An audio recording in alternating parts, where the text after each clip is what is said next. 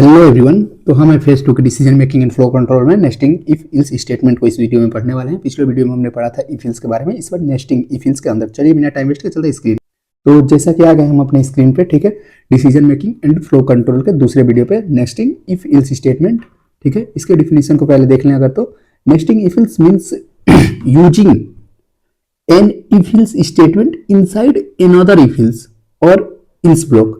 देखिए ये मैं आपको बेसिक समझा देता हूँ, डिफिनेशन आप देख लीजिएगा। ये क्या करता है कि जैसे कि हमारे पास जब मल्टीपल कंडीशन हो, जब एक के अंदर एक और कंडीशन हो, उसके अंदर कुछ और कंडीशन हो, तब हम क्या करते हैं कि नेस्टिंग का यूज करते हैं, नेस्टिंग इफ एल्स स्टेटमेंट का, ठीक है।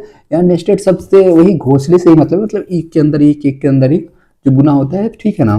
ये आगे चलकर हम लूप में भी इस कॉन्सेप्ट को पढ़ेंगे, लेकिन अभी हम अपना decision making and flow control if else में सबसे पहले आ गए, तो यहीं पढ़ लेते हैं, ठीक है। तो यहाँ नीचे लिखा है in simple word, first condition check होता है, ठीक है। पहला कंडीशन जो होता है वो चेक होता है, अगर वो ट्रू होता है तो उसके बाद अंदर दूसरी कंडीशन भी चेक होती है, ठीक है। इसको अगर मैं एग्जांपल में बताऊं आपको कि ये किस तरह काम करता है, तो यहाँ देखिए, मान लीजिए आपके कैंपस में कोई कंपनी आई, जो कि मैंने अभी पिछले वीडियो में एग्जाम्पल लिया था इफ इल्स में, ठीक है ना।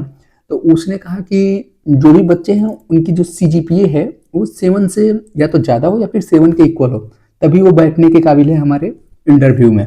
फिर नेक्स्ट एक और कंडीशन रख दे, उसकी कम्युनिकेशन स्किल गुड होनी चाहिए, ठीक है ना। जब ये दो कंडीशन आती है तो फिर हम क्या करेंगे, उसके लिए नेस्टिंग का यूज करेंगे। सबसे पहले तो CGPA अगर 7 है या 7 से ज़्यादा है तो उसको अंदर लो, या फिर नहीं तो इल्स में सीधे पास कर दो, अन्यथा, ठीक है। मतलब अनदर कंडीशन क्या है उसका, अनदर कंडीशन है कि आप दोबारा देखिए कि क्या उसकी कम्युनिकेशन स्किल अच्छी है। तो हम इफ फ्लो के अंदर फिर से देखेंगे कि इफ, ठीक है, communication skill is equal to मतलब गुड, गुड मतलब 1 होना चाहिए, उसको हम रख देंगे 1, और अगर बैड है तो 0 से कंबाइन कर देंगे, ठीक है ना।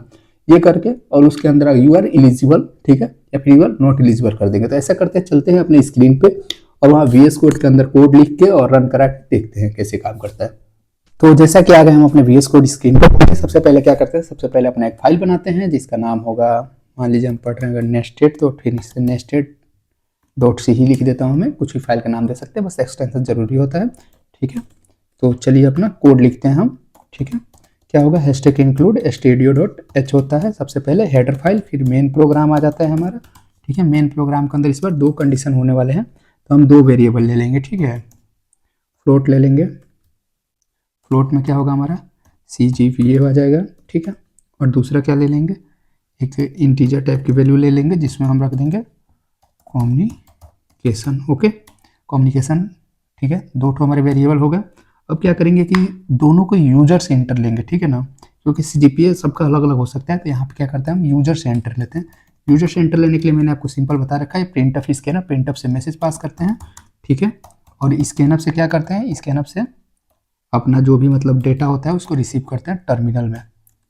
अब क्या करेंगे, स्कैनअप लगा देंगे।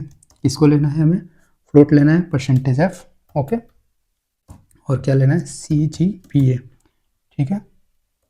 यहाँ पे देखिए, लेकिन यहाँ पे एक हमारा M% होगा, ठीक है ना, क्योंकि देखिए मैं समझा दे रहा हूँ, यहाँ पे जो है ये CGPA जो वेरिएबल है ना उसका लोकेशन मांगता है कि वेरिएबल का नाम मत दो, वेरिएबल का लोकेशन दो। ये M% लोकेशन को डेडिकेट करता है, ठीक है। नेक्स्ट हम अपना इफ कंडीशन डाल देंगे, अगर CGPA greater than is equal to 7 हो तो क्या करो, उसको अंदर भेजो, ठीक है ना। और लिखो, क्या लिखना है, प्रिंटफ कमांड से लिखो CGPA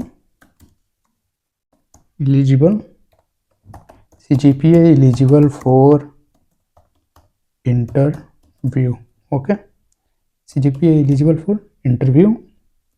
उसके बाद से हम फिर से अब क्या चेक करेंगे, दूसरा कंडीशन रखेंगे। अब नेस्टिंग का काम शुरू हो रहा है यहाँ पे, ठीक है। यहाँ पे हम एक और इफ कंडीशन अगर डाल दें, पहले हमें लेना होगा कम्युनिकेशन। तो हमें क्या करना होगा, प्रिंटफ से मैसेज पास करना होगा, ठीक है, एक्सलेशन के साथ। मैसेज क्या पास करना होगा, इंटर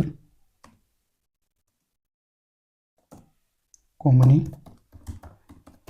ये मैसेज पास हो रहा है, इसका कोई मतलब नहीं है, स्किल, ठीक है। अगर गुड है, गुड इज इक्वल टू 1, ठीक है, और बैड इज इक्वल टू 0। ये हम क्या करेंगे, जो भी हमारे एग्जामिनर टीचर है उनसे एंटर करा लेंगे, फिर से हम इसको स्कैनअप से रिसीव करेंगे %d, okay, ampersand communication, that's it. ठीक है, अब देखिए, अब दोबारा हम अपना इफ कंडीशन लगाएंगे अगर, ठीक है ना, कम्युनिकेशन इज इक्वल टू 1 हो, मतलब जो कम्युनिकेशन है वो अगर 1 के बराबर हो, मतलब गुड हो, तब तुम लिख दो यहाँ पे मैसेज, फिर से पास कर दो प्रिंटफ में,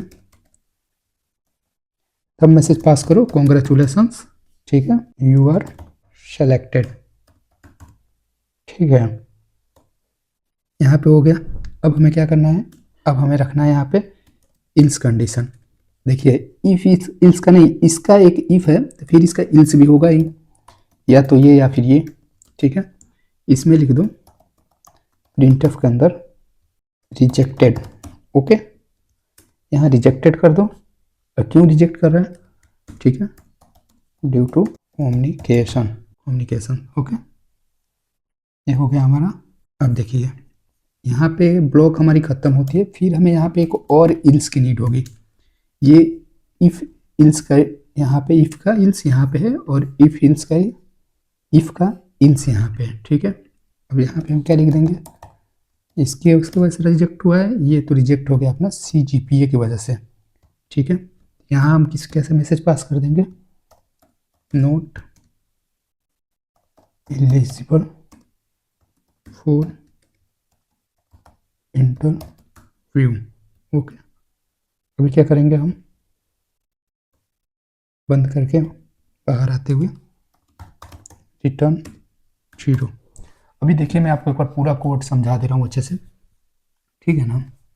इसको ऊपर करते हैं, पूरा कोड एक बार एक फ्रेम में आ जाए, ये रहा। ठीक है, देखिए यहाँ पे कह रहा है कि हमारे पास 2 वेरिएबल है, एक CGPA नाम का वेरिएबल है, एक कम्युनिकेशन नाम का वेरिएबल है। हम CGPA को पहले एंटर ले रहे हैं यूजर से, ठीक है, कि CGPA कितना, अगर CGPA 7 से ज़्यादा होगा तो वो मैसेज देगा कि CGPA एलिजिबल फॉर इंटरव्यू। तुम इंटरव्यू के लिए एलिजिबल तो हो, लेकिन फिर से हमारा एक मैसेज पास होगा। यहाँ पे किस तरह का मैसेज पास होगा, इसमें मैसेज पास होगा कि इंटर कम्युनिकेशन स्किल, अपना कम्युनिकेशन स्किल इंटर करने के लिए, कि अगर गुड है तो 1 या फिर बैड है तो 0। जैसे तुम वहाँ दोगे तो फिर दूसरा यहाँ पे लेगा और यहाँ पे क्या करेगा, कम्युनिकेशन स्किल को मैच करेगा। अगर 1 है तो ठीक है, कॉन्ग्रेचुलेसन यू आर सिलेक्टेड। अगर 1 नहीं है तो क्या करेगा, फिर से इल्स में आ जाएगा और कहेगा reject due to poor communication, reject कर देगा इल्स। वरना या इस इफ अगर CGPA के सी क्राइटेरिया कोई पार नहीं कर रहा है, तुरंत उसको इफ इल्स में यहाँ पे ला देगा, इस इल्स में, और फिर यहाँ से उसको नॉट एलिजिबल फॉर इंटरव्यू करके बाहर कर देगा। ठीक है, इसको बोलते हैं नेक्स्टिंग कॉन्सेप्ट। चलिए हम यहाँ पर रन करा के देख लेते हैं कि हमारा, तो चलिए कोड को रन कर लेते हैं। यहाँ पे एक बार चेक कर लीजिएगा, यहाँ पे कोड कुछ गड़बड़ था, ठीक है ना, जिसको मैंने अभी सही कर दिया है। तो अभी चलते हैं, इसको रन करके देखते हैं। जैसे मैंने रन किया, यहाँ पे पूछेगा इंटर योर CGPA, अपना CGPA डाल दीजिए। मान लीजिए आपका CGPA 7.5 है, आपने जैसे इंटर किया, कह रहा है CGPA, देखिए कह रहे CGPA eligible for interview, CGPA eligible है इंटरव्यू के लिए, इंटर कम्युनिकेशन स्किल गुड है तो 1 या फिर बैड है तो 0। अगर मान लीजिए आपका कम्युनिकेशन स्किल अच्छा नहीं है, आपने जैसे यहाँ 0 एंटर किया, कहेगा reject due to poor communication. यहाँ पे देखिए जैसे आपने 0 किया तो वो क्या किया, इल्स वाले कंडीशन में आपको ला दिया। ठीक है, हम इसको ऐसा करते हैं, दोबारा रन करके एक बार चेक कर लेते हैं। दोबारा जैसे मैंने रन किया, फिर से आएगा CGPA इंटर करिए, इस पर मैं CGPA 8 डाल दे रहा हूँ। ठीक है, कह रहे CGPA एलिजिबल फॉर इंटरव्यू, ठीक है, कम्युनिकेशन स्किल को भी ऑन कर रहा हूँ, गुड कर रहा हूँ, कॉन्ग्रेचुलेसन यू आर सेलेक्टेड। ठीक है, फिर से हम एक बार इसको रन करके देखते हैं। इस बार CGPA हम अपना कम कर देते हैं, मान लीजिए मेरा CGPA 6 आ गया, नॉट एलिजिबल फॉर इंटरव्यू। देखें, ये तीनों कंडीशन हमने चेक कर लिया। फिर से एक बार आप कोड को चेक कर लीजिए, कोड देख लीजिए। ठीक है, ये हमारा कोड रहा नेक्स्टिंग। इसके इस इफ के अंदर एक और इफ और इल्स आ गया है, इसके वजह से ये क्या हो गया, नेक्स्टिंग में चला गया है। ठीक है ना, उम्मीद करते हैं आपको वीडियो अच्छा लगा होगा। अच्छा लगा तो लाइक करिए, चैनल को सब्सक्राइब करिए, बने रहिए हमारे सी प्रोग्रामिंग सीरीज के साथ।